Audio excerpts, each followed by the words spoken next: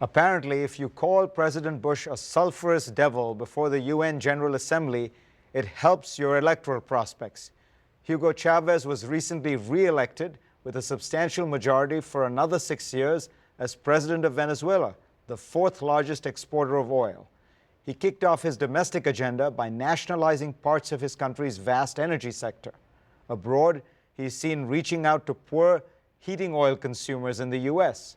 and spending quality time with Iran's controversial President Ahmadinejad to discuss ways the two countries can work together to thwart the United States. Moisés Naím, a former trade minister of Venezuela, is currently editor of Foreign Policy magazine. Moisés, nationalizations, this is something that used to be done 30, 40 years ago. Why now? Well, it has a lot of appeal. Well, one important reason is he has the money. Venezuela today has $60 billion in reserves. So President Chavez has as much money as he has access to a big pile of money. But the interesting question behind it is their ideology, because there is actually no reason to nationalize these industries. The phone company in Venezuela used to be owned by the state when it was privatized in the 90s. Before it was privatized, it consumed a lot of public resources that instead of going to hospitals and buy medicines and paying better the teachers, was just going to subsidize a company that was very inefficient. You had to wait 8 years in order to get a phone line when the service was very poor and so on. So now, after it was privatized, the service is much better. Foreign money is pouring into the country, trying to expand it. Instead of the government putting money into the company, the government is taxing the company and getting revenues that he can spend. So then who is he appealing to by renationalizing a successful President company? Chavez has developed he's a very charismatic leader, he's a very astute politician, and he has developed a brand, which is the anti-American, anti-capitalist, a successor to Fidel Castro and Che Guevara. He is one of the best-known leaders in Latin America. A friend of mine was recently in India giving a conference at a university, and he asked the students if they knew what they thought about Chavez.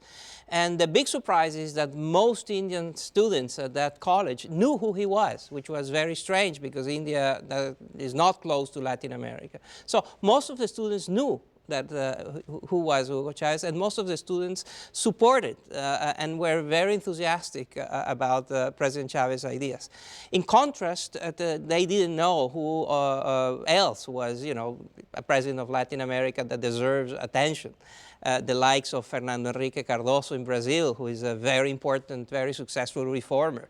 Ricardo Lagos of Chile, that transformed that economy and made it very successful. They're not known, but Chavez is very well known. So is Chavez and his third term going to mean some kind of sustained anti-globalization, sustained anti-Americanism in Latin America?